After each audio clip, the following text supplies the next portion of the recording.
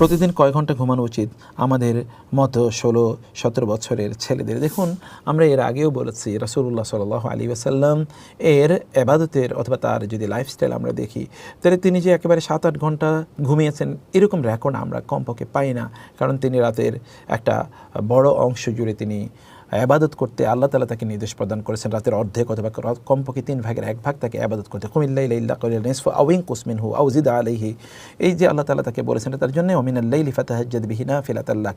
আর তিনি এশার সালাত যদি ধরুন আরবের এখনকার যদি আরবের প্রেক্ষাপটে আপনি দেখেন, তাহলে এটা 8টা 8:30টার দিকে যখন এশার নামাজ হয়, রাসূল সাল্লাল্লাহু আলাইহি ওয়াসাল্লাম একটু দেরিতে এশার নামাজ আদায় করতে তিনি পছন্দ করতেন। তারপরে তিনি তার স্ত্রীদের প্রত্যেকের সাথে তিনি কথাবার্তা বলতেন।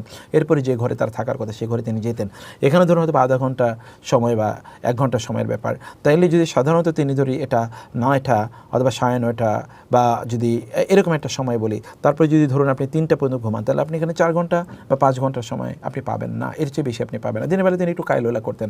কাইলুলা ডাজন্ট মিন যেতে এখানে তিনি একটা লম্বা সময় তিনি ঘুমিয়েছেন। তো ফলে তিনি দুটো সময় বিশ্রাম নিতেন। একটা সময় হচ্ছে তিনি রাতে এবং আর্লি, আর দিনে তিনি একটু দুপুরের পর তিনি একটু কাইলুলা করতেন। এই যে দুটো সময় আগে তিনি ঘুমিয়ে যাওয়া, এই সময় আপনার 1 ঘন্টা ঘুম, অন্য সময় 3 ঘন্টা ঘুমের সময়, আবার দিনের বেলা তিনি একটু ন্যাপিং নিতেন। এর মাধ্যমে তিনি আসলে খুবই উদ্যমী থাকতেন। আপনি যদি এটা কাজ করতে পারেন, আপনি যদি রাতের তাহাজ্জুদের নামাজ আদায় করতে পারেন, তাহলে আপনি কিন্তু সারাদিন আপনি নাশীত থাকবেন, অর্থাৎ আপনি খুবই উদ্যমী থাকবেন।